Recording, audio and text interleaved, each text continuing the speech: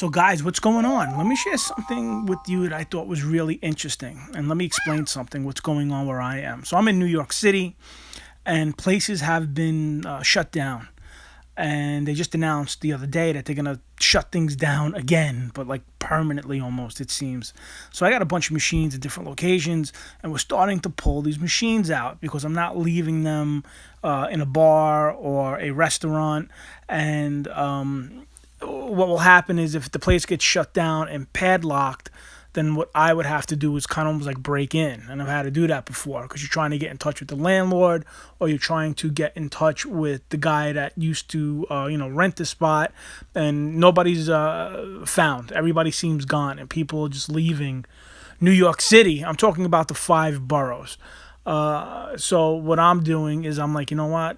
Let's pull everything out, and whatever shuts down, shuts down.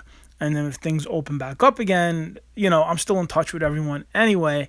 We'll just put the machines back, but I want to pull things out.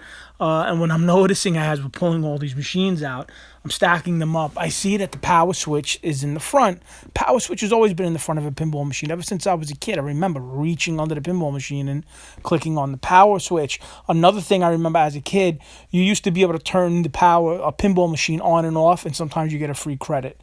Anyway, the newer pinball machines that we kind of acquired from like Stern and Jersey Jack all have the power under the headboard. And I'm talking with one of the guys that fixes the machines. And I'm saying, what the fuck did they do? They switched all the stuff around. And he was telling me that they put the switches in the front from what he's saying, it's a cost-saving mechanism. And also to kind of get like approval, I guess. There's some sort of, it's closer to the power supply, so it's not as hard to get approved, and there's less regulations. And if the switch now is in the front of the machine, it costs, I guess the manufacturer, I guess would be like Stern or a Jersey Jack, more money. And I said, that's amazing, because I was always used to it being in the back. I mean, in the front. And now that they're in the back, I didn't even think anything of it. I had like a Ninja Turtles, and I remember, turning it on and off in the front. New pinball machines, I don't even know if I would put them on location. It's kind of rough. You have to charge $1 a play, and they're costing you $7,000 a machine. And then you have to, so how it works is this, I'll give you, and you guys probably already know about it. So I get a machine, I throw it in a location, and then I split the money with whoever has that location. It's usually 50-50 split. See these older machines? Like, these machines are from the 70s and the 80s. These are old Bally Williams machines.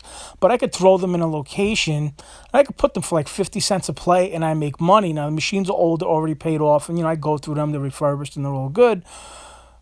But new machines are costing, like I said, $7,000, $8,000, and then you throw them in a spot, and you have to charge $1 a play, right? And now, as the operator, I'm responsible if they break to fix them. And people beating the crap out of these. And believe it or not, I don't care what the company is. It could be Stern, Jersey Jack. Jersey Jack's a lot better, but a Stern machine, I'm in there doing I'm whacking something out once a week. But the older machines, they actually hold up better. They don't break down as often. Once you go through them and you repair them and you get them kind of like 100%, you could throw them in a spot and not worry about them for a little bit of time, depending on the spot. I got some spots in Brooklyn and in the Bronx where they absolutely beat the games up. That it is what it is, but they play them, and you get 50 cents a game, and you're splitting that. New machine, man, to throw a machine in, and your start cost is like $7,000, and then it's just, there's a lot going into it. It's the way you would have to do it is you have to throw the machine in a spot. You make as much money as you can. You have to keep a record of that money. So the machine cost me $7,000. I'm just giving you a real rough, basic estimate of it. Let's say I made like $4,000 back. Now I'm still $3,000 short from the $7,000 I sold it for. Maybe I can try to sell it, for $1,000 profit. So I might make $4,000. I might sell it for $4,000 or $5,000 and try to grab some money off of it. Unless I'm in like a real hot spot where I'm making a lot of money.